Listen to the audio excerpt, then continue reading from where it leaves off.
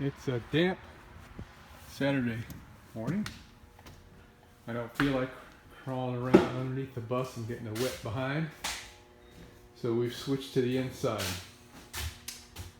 And the plan continually adjusts to the discovery. So the other day I did an experiment yesterday, and backing up a little bit.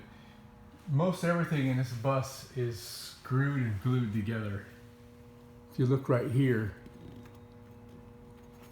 all along all these seams, everywhere, it's got this glue. And for a test a long time ago, I tried removing this metal, and you can see how beat up and bent it is. It took a lot of effort to break that glue bond. So yesterday, or a couple days ago, I had an epiphany. Let me see what happens if I apply some heat. So I got the propane torch out and heated it up some, and with this little guy here, I was able to get in there and pop it right loose. It came off really easy. So then what I was faced with is I want to remove this, which I do because I want to re-insulate behind there.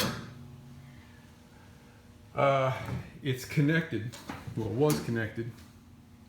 This piece is the same. So I just went in here with my router and cutoff wheel and ran a cut. Kind of got out of control right there, but I survived. Went right through it really easily. So now we're loose. And you can see our insulation didn't come all the way up to the top. And also it doesn't go all the way down to the bottom. And you can see light down there, so it would be a draft. So I'm very glad that I finally figured out how to do that. So for the rest of the morning anyway, I'm going to be removing all this sheet metal from the inside of the bus. I will need to cut this line wherever this sheet metal has been installed. And I'm not sure if I'm going to need to cut it in the rest of the bus, because it might just come off. If you look, like right here for example, if this sheet metal was not installed, these screws would not be in here. I don't know if this was glued to get on there, and if it is, how difficult will it be to get off? So that will be determined when I get to that point. So yesterday evening, I was surveying what I have to do here, and there's no issues at all removing the sheet metal from the front all the way back until we get to back here.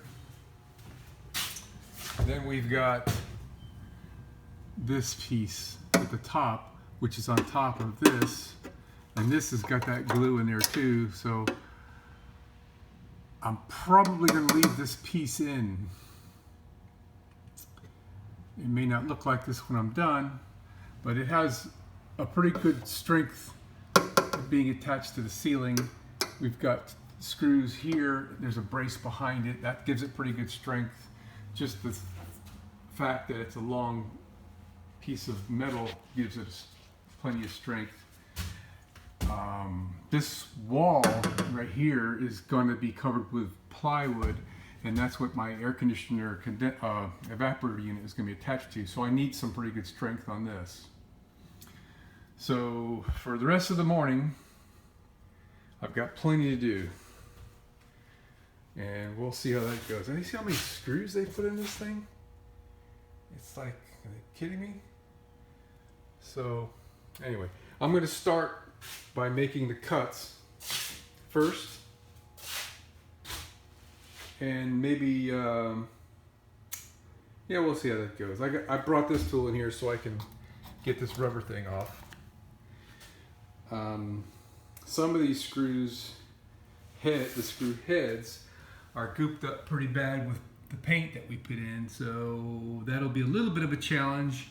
that guy right there, I already stripped the head out a little bit, but I think with my hand impact, I'll be able to break those loose. So that would be great, because the biggest difference that this is going to make for us with the completed job is metal like this causes what they call thermal bridging. The outside skin can get hot from the sun, right? And the heat will transfer from the skin to the rib. The rib will get hot, and the rib can transfer the heat to the sheet metal here, and it can start to radiate and just heat up the skin. And I know it does because I felt it both here on the wall and on the ceiling. My plan was, when I was going to leave this sheet metal in, to put a piece of 1/2-inch insulation like this stuff here on the ceiling that I did a little test with. 1/2-inch insulation, and then on top here on the ceiling I'm going to use 1/4-inch plywood, but on the wall I was going to use 3/4-inch plywood, so anywhere along the bus I'll be able to have a structural substrate to install cabinets or whatever to. So that would have put me out a 1/2 inch worth of insulation, then the 3/4 of an inch. Now what I'll be able to do, I won't have to use that 1/2 inch insulation. I can fill this whole void with insulation, which I was going to do anyway up here, but down here I'll fill this void in with better insulation than that polyester stuff, and complete all the way down to the bottom, which I'll probably do spray foam down there to seal it.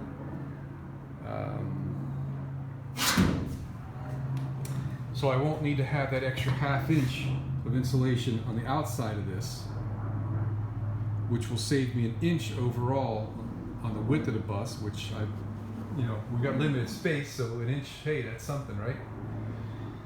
And also I'll be able to have a better insulation factor, because I won't have this heat radiating through the ribs into this sheet metal and only be relying on the 1/2 inch worth of insulation for my insulating, or cold for that matter.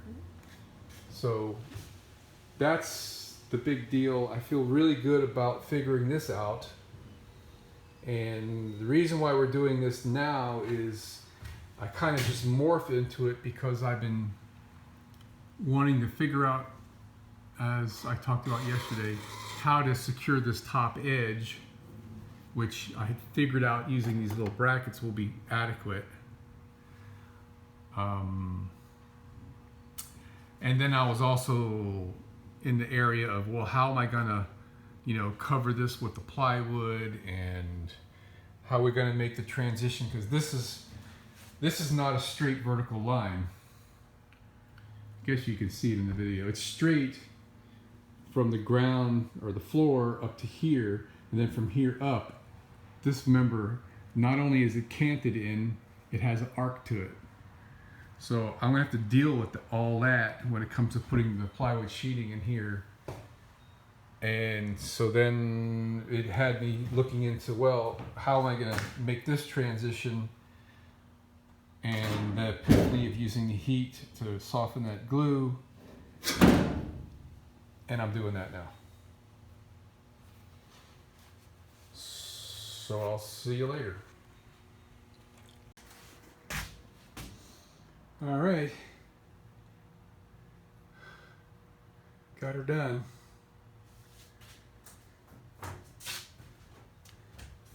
A lot of work. So every window, there's 20 of them. I cut that piece of sheet metal. I got to get back in here and take the sharp edges off of it yet. And Barbara came out and helped me break get all the screws out, and then beat the daylights out of it with a chisel behind here and a hammer to break the bond on these. And in some places we use some heat, like you can see right there. It melted that a little bit. The heat softens this stuff up really, really good. So Looking good. I had the windows out to do the work, but I put them back in.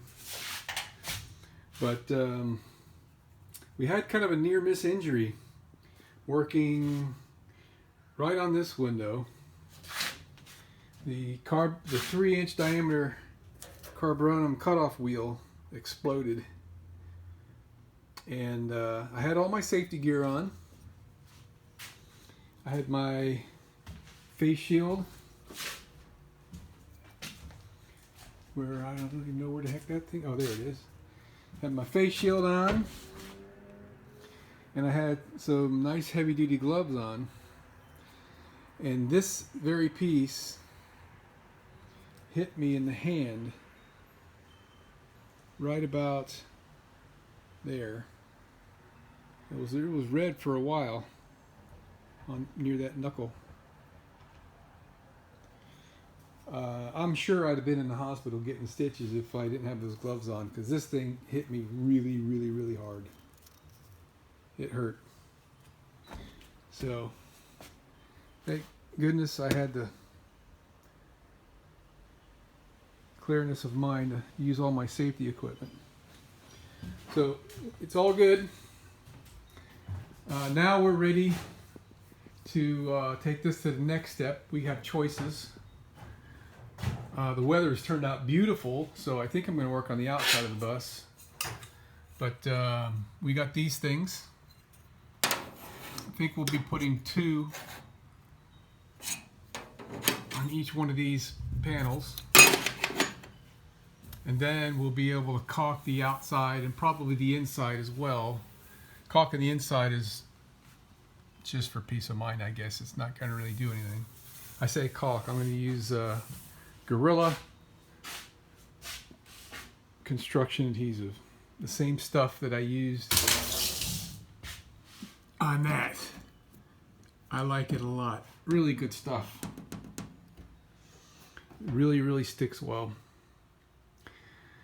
So I had the choice between doing that or working on the side of the bus and get that last compartment. I think that's what I'm going to do, because it's really bugging me that the brackets that I installed out there were done without the paint as part of the sizing and fitting,